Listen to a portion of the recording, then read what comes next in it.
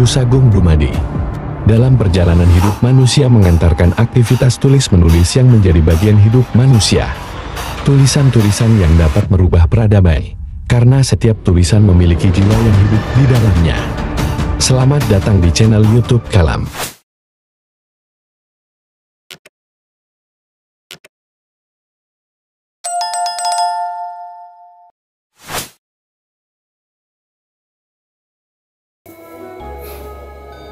Rahayu. Assalamualaikum warahmatullahi wabarakatuh. Alhamdulillah kita masih diberi kesempatan untuk menyampaikan sebuah sudut pandang atau tentang ilmu pengetahuan yang mungkin bisa dijadikan pedoman hidup kita. Salah satunya adalah tentang ilmu perkutut Katuranggan. Pada kesempatan kali ini, saya akan mengulas tentang burung perkutut Katuranggan Rondo Semoyo. Bagi para pecinta burung perkutut Katuranggan lokal, pasti sudah paham mengenai mitos-mitos burung perkutut ini. Salah satu mitosnya adalah di mana burung perkutut juga dikaitkan dengan kesetiaan dan cinta.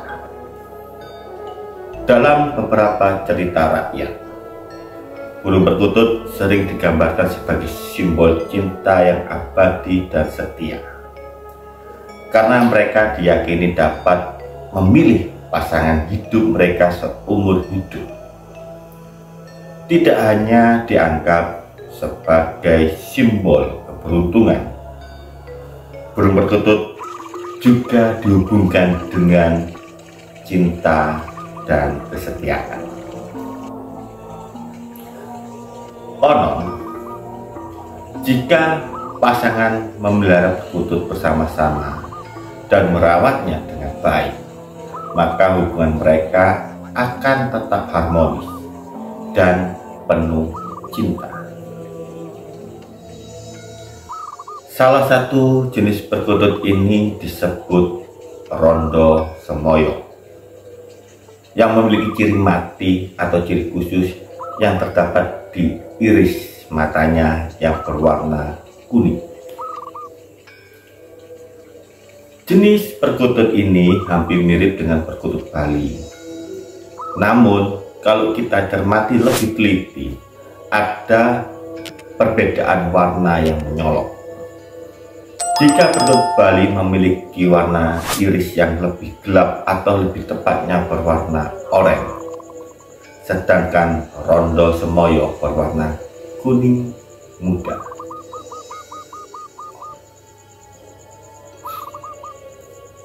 Jenis perkutut ini termasuk memiliki tuah yang baik untuk dipelihara. Sebagai catatan, tuah sebenarnya diambil dari kata petuah yang berarti nasihat. Jadi tuah pada burung perkutut merupakan sebuah nasihat kehidupan yang bisa dijadikan suri tauladan dalam kehidupan berbudaya, terkhususnya budaya Jawa.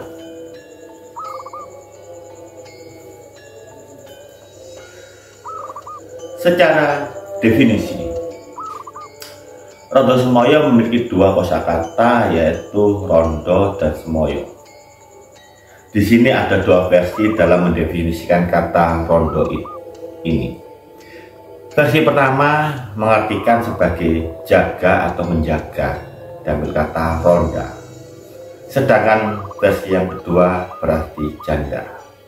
Sedangkan semoyo sendiri memiliki arti janji. Jadi secara definisi bisa dikelompokkan menjadi dua, yaitu menjaga janji atau janji setia seorang janda.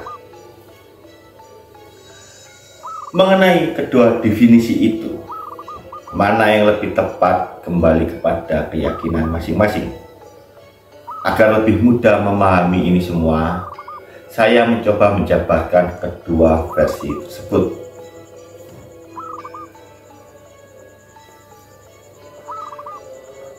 Versi yang pertama mengenai tuah perkutut katurangan rondo semoyo yang bermakna menjaga janji.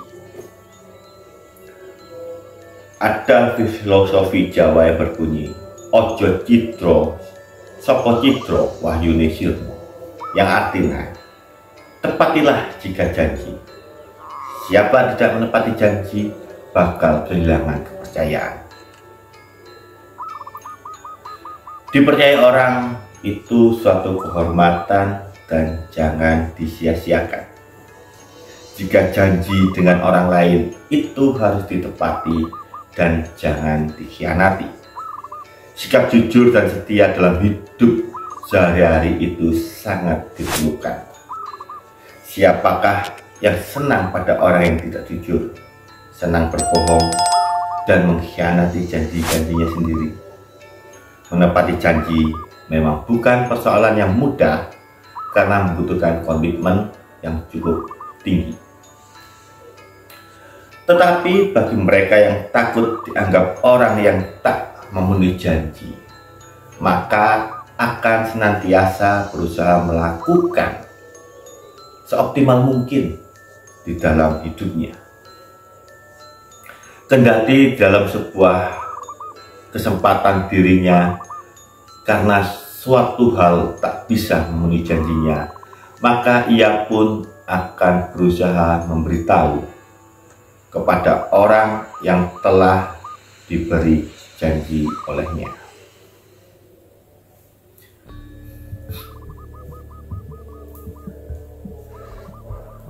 Orang yang berupaya memenuhi janji tidak mau dirinya menjadi orang yang dianggap berperilaku buruk karena tak bisa memenuhi janjinya.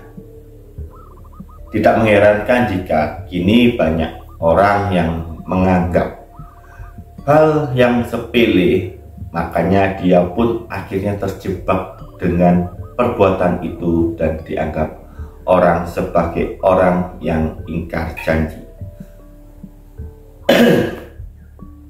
Yang kedua yaitu mengenai tuah perkutut katurangan rondo semoyo yang bermakna janji setia seorang janda.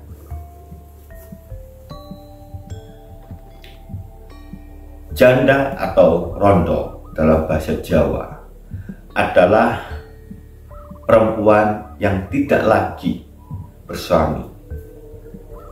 Penyebabnya bermacam-macam.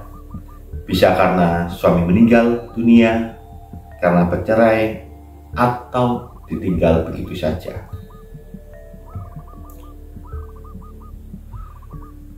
Bercerai pun bisa ada dua kemungkinan, karena suami menceraikannya atau yang bersangkutan menggugat cerai suaminya. Terminologi ini lazim dikenal masyarakat berkultur Jawa, namun tidak berarti digunakan untuk merendahkan status ini. Sebaliknya, memudahkan menyebut dan mengenalinya.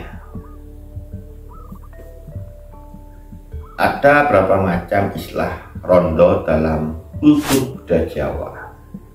Yang pertama adalah rondo kembang, di mana rondo kembang adalah sebutan untuk janda muda yang ditinggal mati atau dicerai suami dalam usia perkawinan yang belum lama.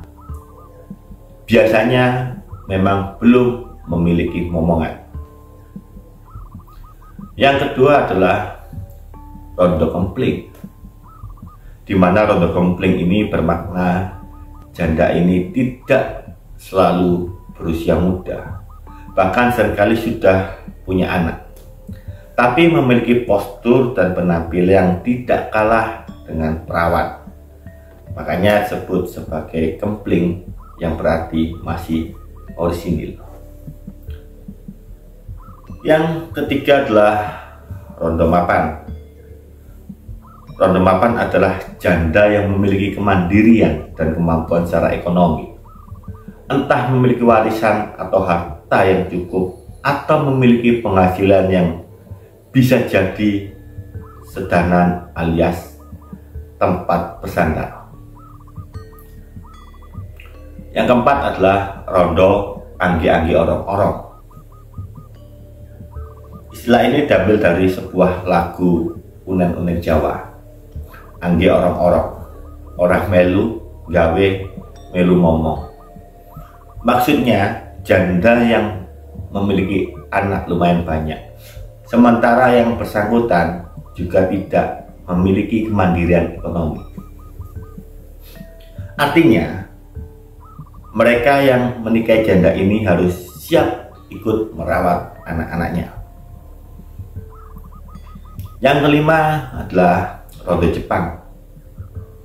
Mereka yang menjanda sudah sejak lama dan tidak menikah lagi sampai usia senja. Yang keenam adalah rondo royal. Sebenarnya nama sejenis makanan tradisional, tapi dibungkus tepung lalu digoreng. Namun yang dimaksud di sini sebagai sindiran bagi janda yang tidak menjaga kehormatan, mudah jatuh dalam pelukan orang laki-laki, entah di nikah resmi, siri, selingkuh, ataupun lainnya.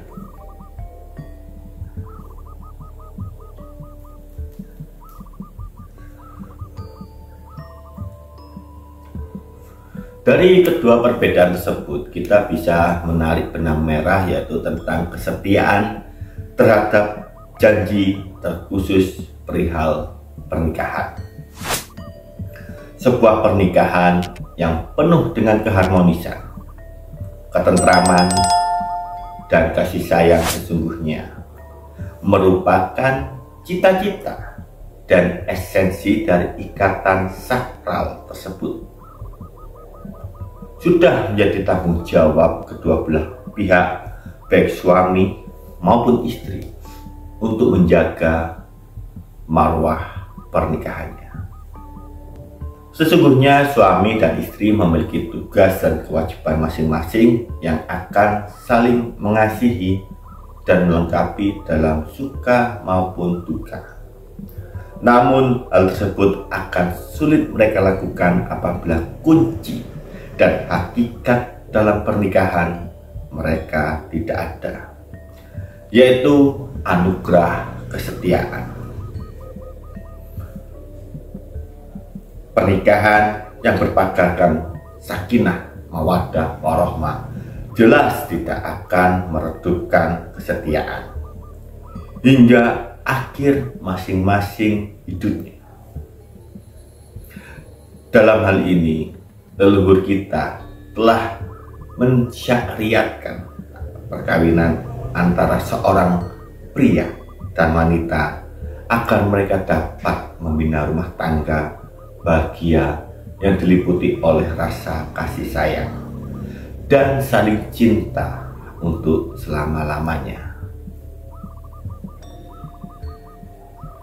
Leluhur kita mengajarkan kita untuk tidak melakukan suatu bentuk perkawinan yang hanya bertujuan untuk sementara saja, seperti nikah kontrak. Namun seringkali kita masih kebingungan untuk mendefinisikan kesetiaan tersebut. Kesetiaan yang sesungguhnya merupakan puncak tertinggi dari ketulusan sebuah cinta, sebab cinta tersebut akan mendatangkan berbagai pengorbanan yang membuktikan kesetiaannya. Kesetiaan tidak akan cukup apabila hanya diucapkan dengan kata-kata ataupun sekedar rayuan. Namun kesetiaan berada dan diaplikasikan dalam bentuk sikap dan hati. Oleh karenanya, dalam suatu pernikahan memerlukan pilar-pilar kesetiaan yang dapat dicapai melalui berbagai usaha yang memang tidak mudah. Di mana yang pertama, adanya kepercayaan dan keterbukaan. antara suami dan istri. Dengan demikian, apabila terjadi pertengkaran ataupun permasalahan yang sulit dihindari, keduanya tetap dapat mencari jalan keluar dengan berpikir tenang dan tidak terburu-buru dalam mengambil keputusan.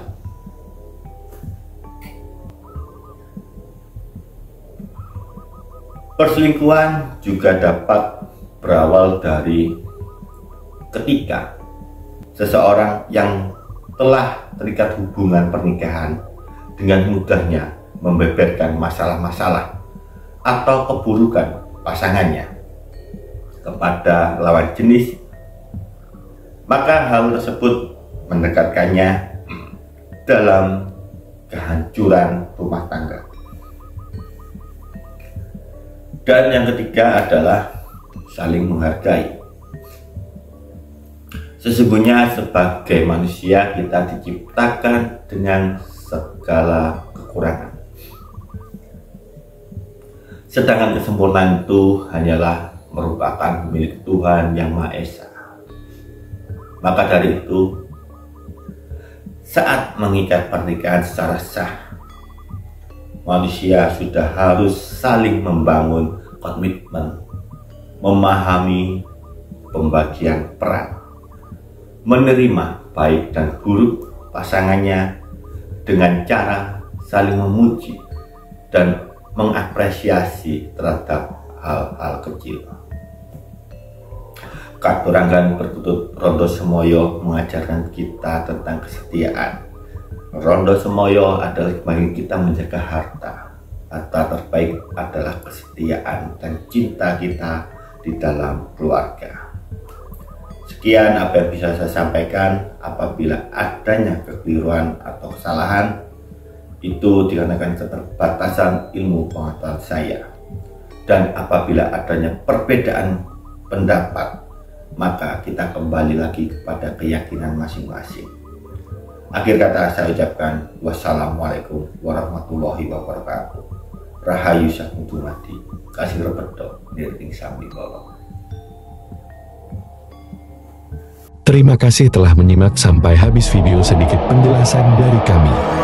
Dan apabila adanya kekeliruan atau kesalahan, itu dikarenakan keterbatasan ilmu pengetahuan kami. Sampai jumpa pada kesempatan berikutnya.